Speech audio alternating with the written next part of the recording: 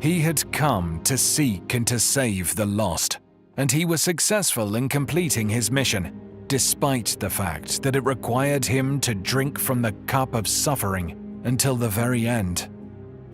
His openness in prayer demonstrates the depth and quality of his relationship with the Father. It was very tough. The disciples underestimate the gravity of the situation, and they fall asleep. Luke 22 verses 43 to 45. Now an angel appeared to him from heaven, strengthening him, and being in agony, deeply distressed and anguished almost to the point of death, he prayed more intently, and his sweat became like drops of blood falling down on the ground. When he rose from prayer, he came to the disciples and found them sleeping from sorrow, and he said to them, "Why are you sleeping? Get up and pray that you may not fall into temptation." An angel appears to comfort him. The significance of the angelic appearance is that it demonstrates heaven's willingness to stand by Jesus as he faces his calling. As he faces rejection and death, Jesus lays his burdens before God. This is a very human portrait of Jesus as he faces his death with a range of emotions. Luke's portrait of Jesus does not conceal his divinity. He portrays Jesus as someone who can relate to our flaws and traumas. Hebrews 4, verse 15, Amplified Bible. For we do not have a high priest who is unable to sympathize and understand our weaknesses and temptations, but one who has been tempted, knowing exactly how it feels to be human in every respect as we are, yet without committing any sin. This text reveals something about Jesus' character while demonstrating how we can face the great trials of life that God sends us. These verses show a man who is reliant on God and determined to do His will. We see a person who faces adversity by turning to God and another who expresses his intense emotions to God in prayer. Jesus is not spared the trial, but what is supplied is the strength to face it. Though he does not hesitate to ask if another way can be found, he affirms his determination to follow God's will. Heaven responds by giving Jesus the strength to face what God has called him to do, not by granting his request for another way. The passage revolves around this union of submission to the divine call and divine strength supplied. This passage reveals exemplary points about Jesus' character as he faces the cross trial. In prayer, Jesus expresses both his pain and his need to God. His custom of communicating with God is unaffected by the unusual events that occur in his life. We frequently neglect to go to God with our needs when we are the busiest. Trials frequently bring us to our knees, but the hectic pace of life frequently keeps us on the move and prevents us from praying. That is not true of Jesus. His pattern reminds us that prayer is essential even in the midst of chaos. And his prayer is not just to check in, it is full of honesty, emotion, and pain. True prayer necessitates effort. Too often, rather than laboring in prayer, we bow our heads, close our eyes, and let our minds wander. In prayer, Jesus demonstrates honesty and humility. He sincerely hopes that God will not force him to go through what is ahead of him, and shares this openly, but he is even more committed to doing God's will. The prayer, while distinct from the laments in Psalms, is similar in that the petitioners also expressed their deepest emotions and pain to God. The private confrontation that occurs in prayer frequently produces the solace we require to take our next steps while holding God's hand. Furthermore, prayer is not a haphazard activity. As he seeks God in the midst of his situation, Jesus prays with his entire being. He even sweats blood drops. Jesus can walk with God because he seeks God on a regular basis. It is interesting that Luke, a physician, would bring up this unusual medical condition. Hematidrosis is a rare condition.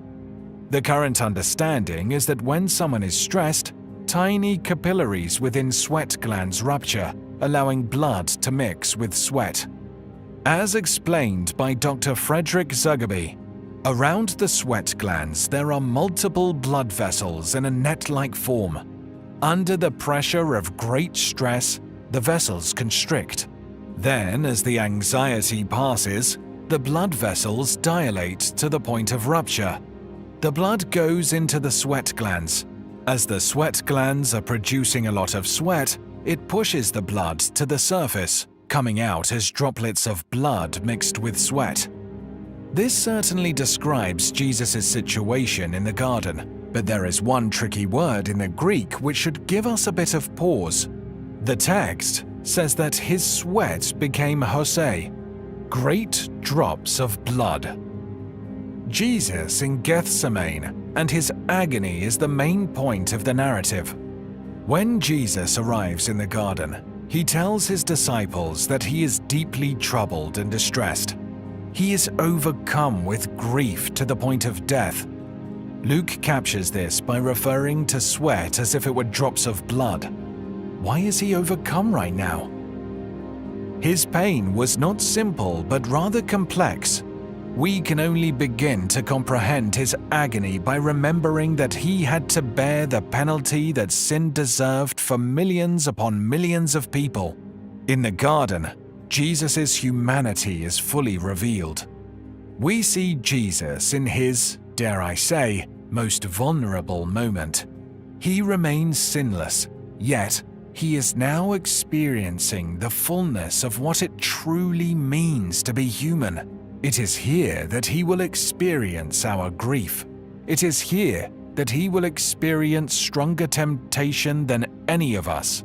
So it is fitting to say that he was tempted in every way. And it is the view into the cup that causes Christ to pray, "If it is possible, take this cup from me." He appeals. Silence. He appeals a second time. Silence. He appeals a third time. Silence. This silence lets us know that this was God's will. Jesus is mocked on the cross with taunts. His death, as unjust as it is, appears to be a defeat on the surface. But because of who he is, Jesus transforms it into victory, not just for himself, but for all who accept what he accomplished on a solitary piece of wood one Palestinian afternoon. Every leader feels alone at times, especially when venturing into new territory. In the Garden of Gethsemane, Jesus experienced one of his most lonely moments. Every member of his team deserted him just hours before he was to be tried, tortured, and crucified. His story in the garden is one of history's most potent examples of a leader's dedication. Every leader who does something significant for God has a Gethsemane experience. What can we learn from this lonely time? Gethsemane is the location where, number 1, spiritual battles occur. Number 2, loneliness is felt. Number 3, honesty is expressed. Number 4, submission is required. Number 5, strength is received. Why is this verse important for us to understand? We need to comprehend the solitude and the grief of Gethsemane because it helps us to understand the accomplishment of Gethsemane. Some have seen a relation between bloody sweat on the brow of Jesus with the curse of Adam, who would toil by the sweat of his brow. Adam failed the garden test. The forbidden fruit was a burden he could not bear. He stumbled, and humanity was born as wrathful children from that point forward.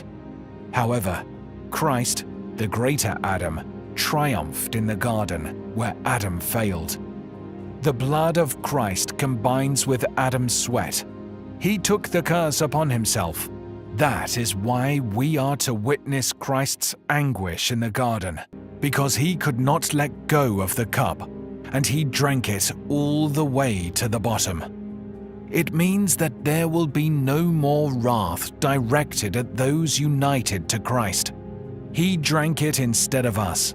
If he drinks it all, there will be none left for us. Yes, this was accomplished at Golgotha, but the obedience demonstrated in Gethsemane was also instrumental in removing the curse from us.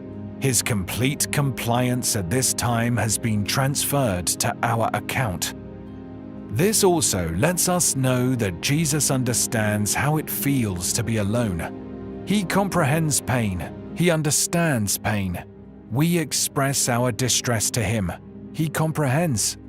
He has faced more temptation than any of us will ever face.